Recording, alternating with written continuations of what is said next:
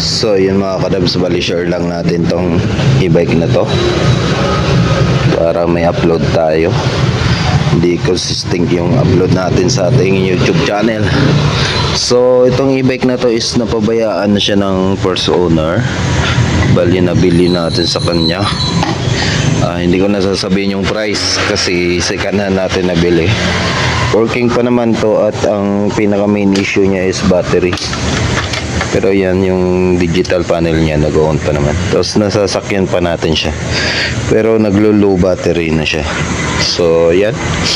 Ang brand dito is iBike. So sa ilaw niya ayan iBike.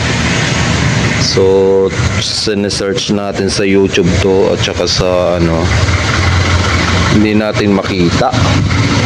So ang pinagkuhanan nito ay Wusu e-bike na inspired. So Wusu siya inspired. So sa gilid naman niya is super bike tapos cool yung nakalagay doon. So ang kanyang specs sa hub niya is 350 watts 48 volts.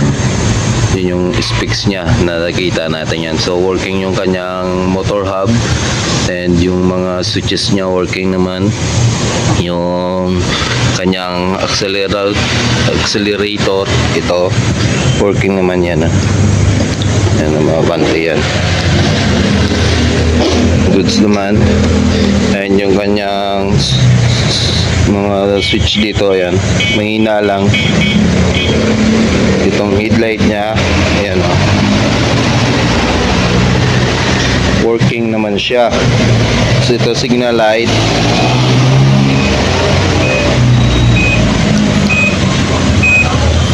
ayan, working yung signal light. So ang issue lang dito is wala na dito yung mga signal light niya. Ito sa dalawa. Ayan, wala na yan. Tsaka dito isa na lang, tapos sa kabila wala na din. So pasensya na, medyo maingay talaga. Tapos yung battery nito is nakita natin is 12 volts 12 amp. So ayun mga kadabs, bali shinare ko lang to, i-share natin sa YouTube channel natin para malaman ko talaga kung anong model and brand nito. So ayan, nakalagay dyan is super bike. So ito ay 08 ata to. Sa mga nakakaalam nito, comment down below na lang kayo kung anong e-bike to. So yan, ang kanyang specs ng kanyang motor hub is 48 volts 350 watts. Yan siya, nakabaliktad lang pero nababasa natin. So sa controller niya siguro mga 350 watts lang din to, hindi pa natin na-open to. Yan, pinag-iisipan ko kung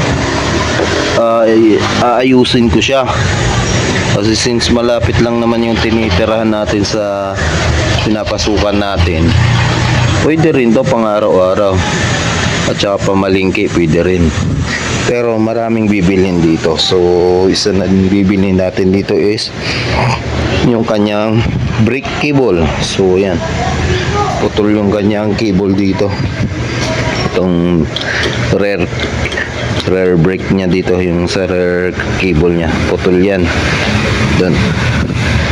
So yung cable na yan papunta yan doon.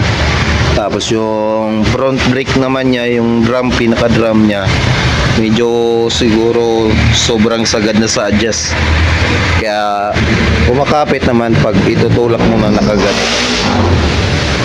Pero pag nagbiyahe ka, hindi siya kumakapit. Pero ginamit ko pa rin, dahan-dahan lang talaga. Kasi ito, since putol nga, wala siyang brake sa rear. So i-check din natin yan. So sa mga gusto nito, mag-comment na lang kayo, natin siya, i-out natin siya or project e-bike natin siya.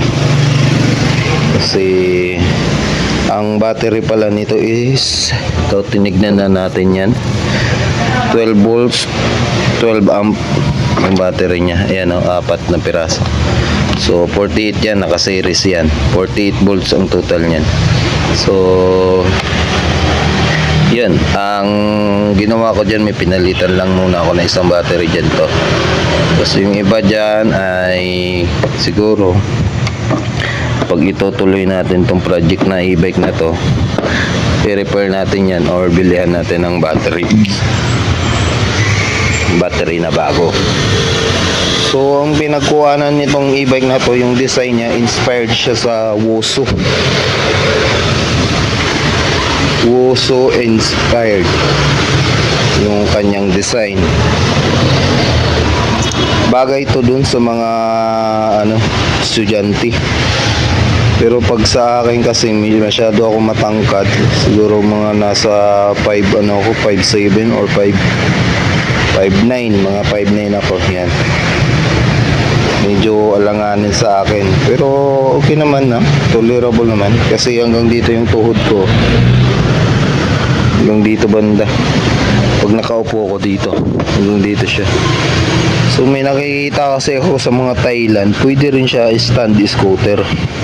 Ang gagawin is itong shock na to ililipat dito banda, tapos papalit ka ng shock, tapos puputulin mo to, tapos yung controller hanapan ng way na mailagay dito.